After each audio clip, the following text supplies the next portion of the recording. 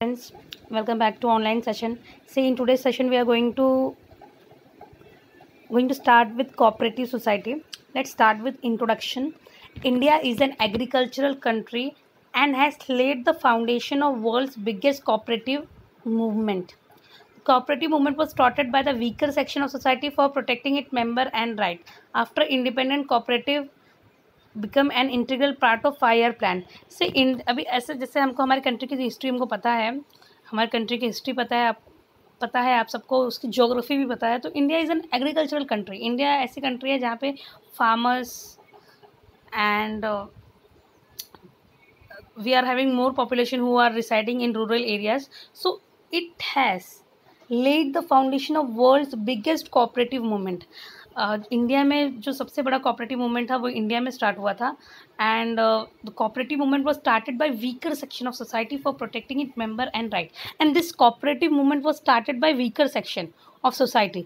ये cooperative movement start किसने किया था? वीकर सेक्शन ऑफ सोसाइटी ने स्टार्ट किया था। Weaker section of society for protecting its members and their right. After independent cooperative become an integral part of 5 year plan. अभी independent के बाद जो कोऑपरेटिव सोसाइटी है it become an integral part, वो एक इंटीग्रल पार्ट बन गया 5 year plan का। तो cooperative plays very important role in India because it is an organization for poor, illiterate and unskilled people. Cooperative जो है ये इंडिया में बहुत इंपॉर्टेंट रोल प्ले करता है because it is an organisation. ये एक ऐसा ऑर्गेनाइजेशन है जो किसके लिए काम कर रहा है?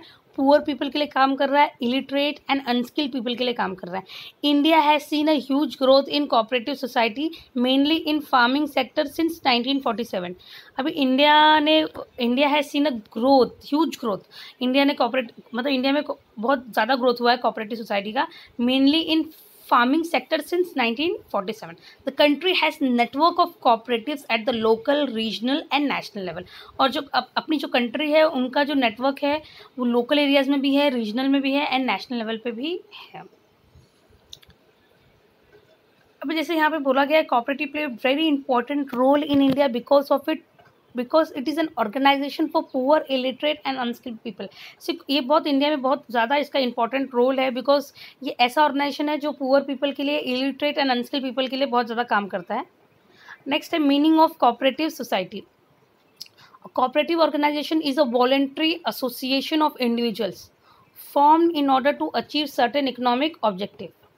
The nature of cooperative organization is service oriented. Each for all and all for each is the principle of cooperative society.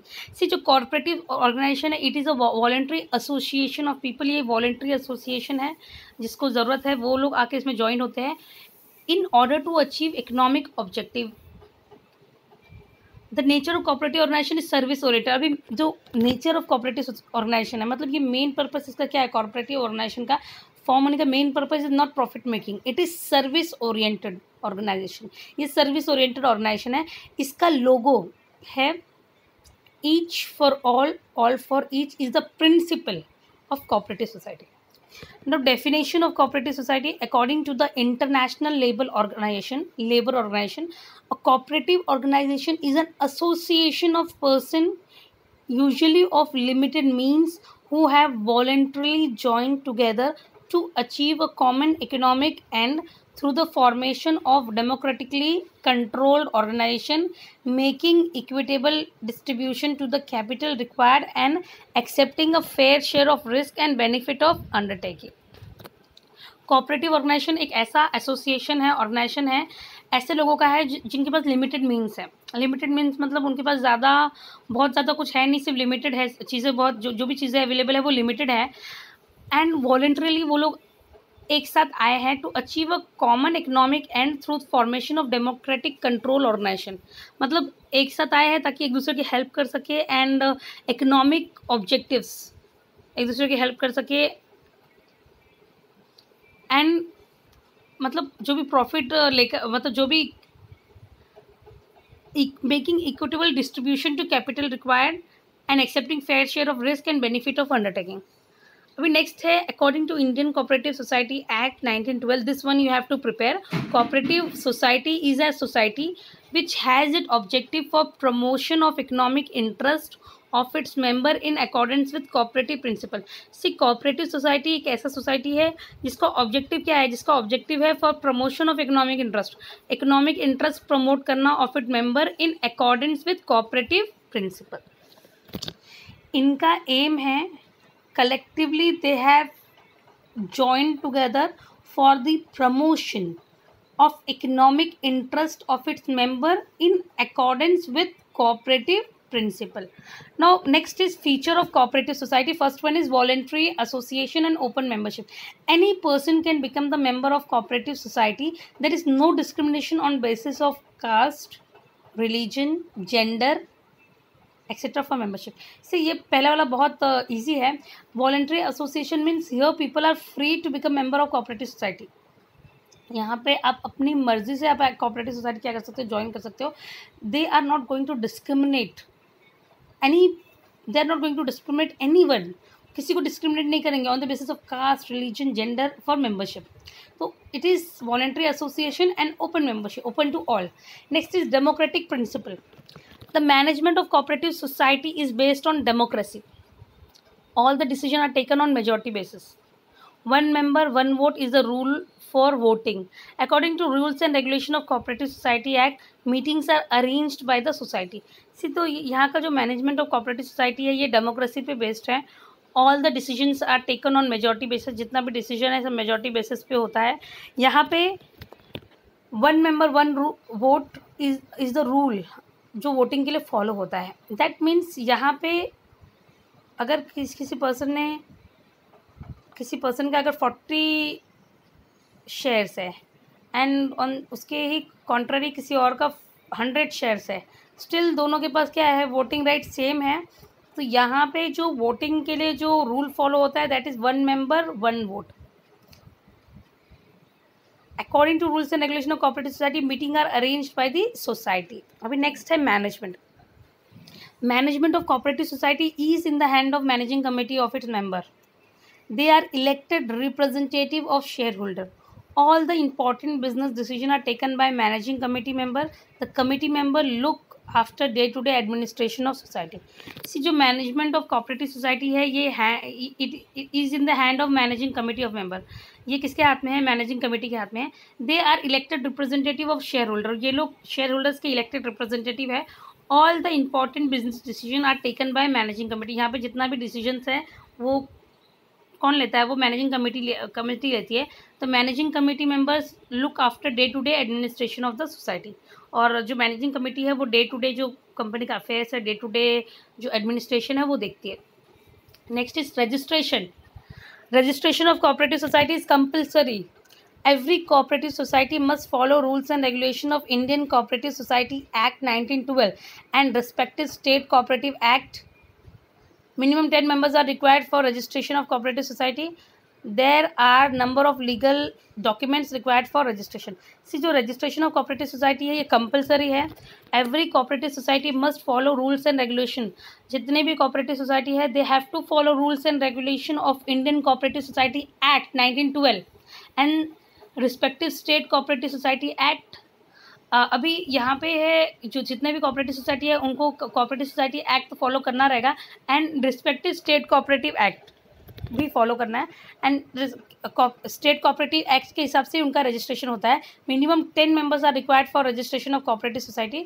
There are number of legal document required for registration. तो इसका जो रजिस्ट्रेशन प्रोसेस है वो easy नहीं है, यहाँ पे बहुत सारे डॉक्यूमेंट्स है, बहुत सारी फॉर्मेलिटी सबको पूरी करनी पड़ती है। Next is separate legal status. After registration, every cooperative society is considered as a separate legal entity before the law. Therefore, it can enter into contract, purchase property, open a bank account in its name, etc. The shareholder and managing committee member are not responsible for the transaction of cooperative society, but they are answerable to court on behalf of society. See, जो cooperative society है they enjoy separate legal status. अभी separate legal status enjoy करने का मतलब है कि the cooperative society can get into a contract on its name. cooperative society के जो members हैं they are different from cooperative society.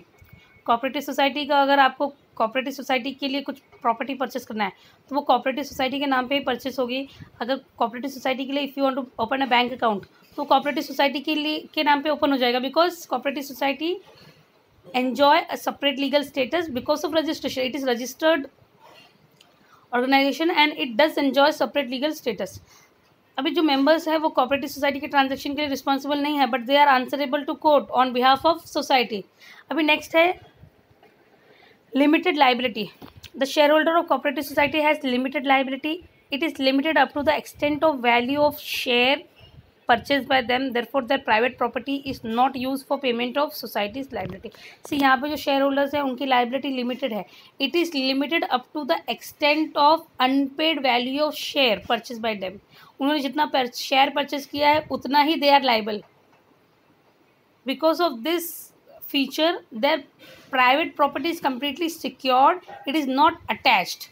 तो यहाँ पे जो शेयर होल्डर्स है कोऑपरेटिव सोसाइटी की उनकी लिमिटेड लाइबिलिटी है and it is limited up to the extent of unpaid amount of share purchase by them. Next है number of member. Minimum 10 members are required for formation of cooperative society. There is no maximum limit for membership number of members as per Cooperative Society Act.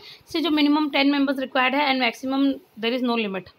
अभी next है equal voting right. Every member get equal voting right in cooperative society as shareholder. यहाँ पे जितने भी member हैं उन सबको equal voting right है जैसे शेयर होल्डर्स को है. In cooperative society membership is open to all member have equal voting right irrespective of number of shares held by them. ये मैंने आपको लास्ट वाले में एग्जाम्पल भी दिया था. अगर समझो मेरा शेयर बहुत कम है, I am holding only 40 shares और जो नेक्स्ट पर्सन है उसका 100 शेयर्स है, but we both will have equal voting right irrespective of shares held by us. तो यहाँ पे जितने भी मेंबर है उन सबको इक्वल वोटिंग राइट है. Next is service motive. ये मीनिंग के टाइम ही बताया था मैंने आप लोगों को कि मीनिंग एक्सप्लेन करते वक्त इनका जो मेन मोटिव है it is not profit making, it is service oriented. इनका मेन मोटिव है to provide service to its member. और cooperative society provide various services to its member. Its main objective is to provide services to the society. इसका main objective क्या है? Society को service provide करना. Goods are available at lowest rate for its member. जो goods है वो एकदम लो rate पे अवेलेबल है मेंबर्स के लिए. इन cooperative bank loan and overdraft facility is available at lower interest rate for its share holder.